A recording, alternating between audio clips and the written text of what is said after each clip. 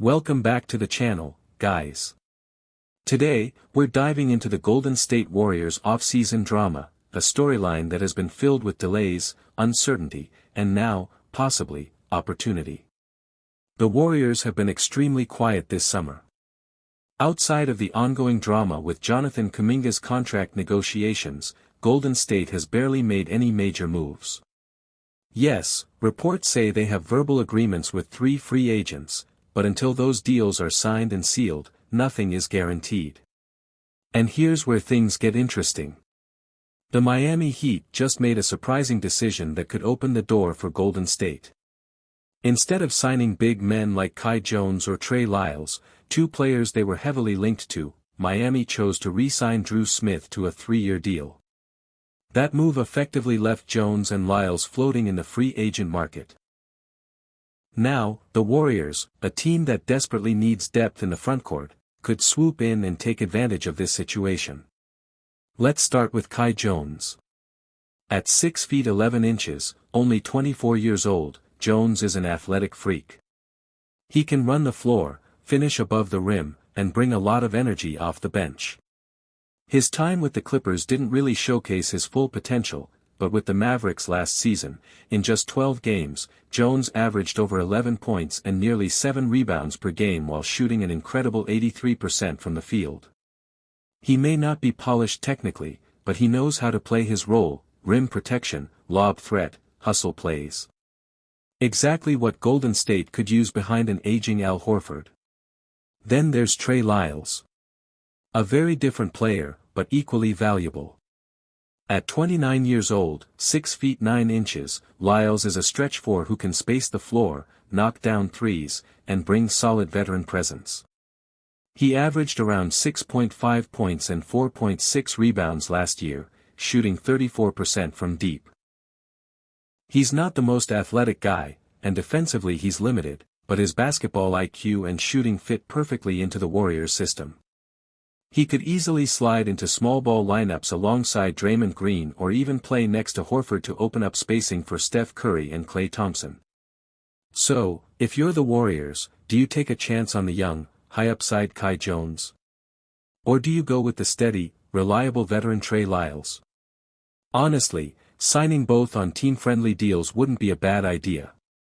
But here's the catch: none of this matters until the Jonathan Kuminga situation is resolved. Negotiations between Kuminga and the front office have reportedly stalled. The two sides haven't spoken in weeks. Kuminga has expressed frustration, and there's even talk he might accept the $7.9 million qualifying offer just to get out sooner. If that happens, the locker room chemistry could take a major hit. And that's the real issue here: Golden State is running out of time. Steph Curry is 37, Draymond is aging, and the window for another championship is closing fast. They cannot afford to let this off-season slip away with. And that's the real issue here: Golden State is running out of time. Steph Curry is 37, Draymond is aging, and the window for another championship is closing fast. They cannot afford to let this off-season slip away without locking in talent that can help immediately. So what should the Warriors do? Prioritize Kuminga's future, sign one or both of Jones and Lyles, and give Curry and this core the support they desperately need. Because if they don't, the Warriors might waste one of their final chances to compete at the highest level. What do you guys think? Should the Warriors gamble on Kai Jones' athletic upside? Should they play it safe with Trey Lyles? Or maybe go all in and grab both? Let me know your thoughts in the comments below. And as always, don't forget to like, subscribe, and turn on notifications so you never miss the latest Warriors updates. Loaded. We've got a major shakeup in the front office, an off-season that feels a little too quiet, a blockbuster trade rumor involving LeBron James of all people, and some intense contract drama with Jonathan Kuminga. Buckle up, because we're going deep on all of it. Lackup courtside, alongside Joe Lackup. Kicking things off with a leadership change that caught a lot of people by surprise, Kent Lackup, son of team owner Joe Lackup, is officially stepping away from his role in the Warriors' basketball operations department. Now, Kent wasn't just the owner's son who got a desk job. He'd been in the organization for a full decade, starting in player development and working his way into a vice president role. He had a big hand in scouting, analytics, and long-term player growth. In his exit statement, Kent said he's ready for a new challenge, but didn't give details on whether that means another NBA team, a completely different industry, or something else entirely. For the Warriors, this could mean a restructuring behind the scenes, and in a league where front office vision often shapes championship windows, this is something to watch closely. Kuminga, Looney, past signings.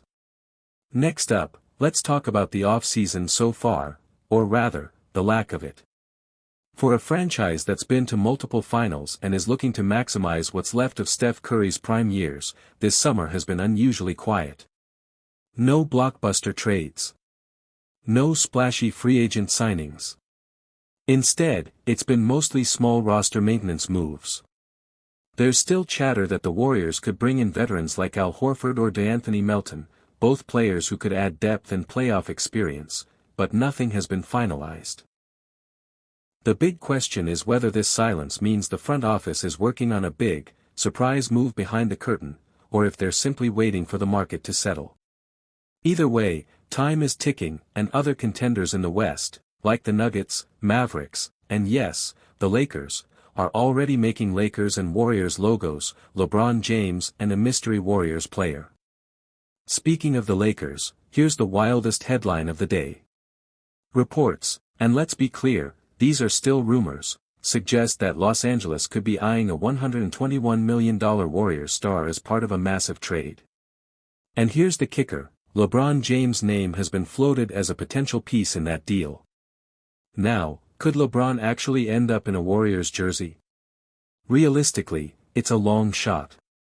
The salary cap math would be tricky, the Lakers front office would need to buy into a post-LeBron future, and the Warriors would have to decide if a short-term gamble is worth their long-term flexibility.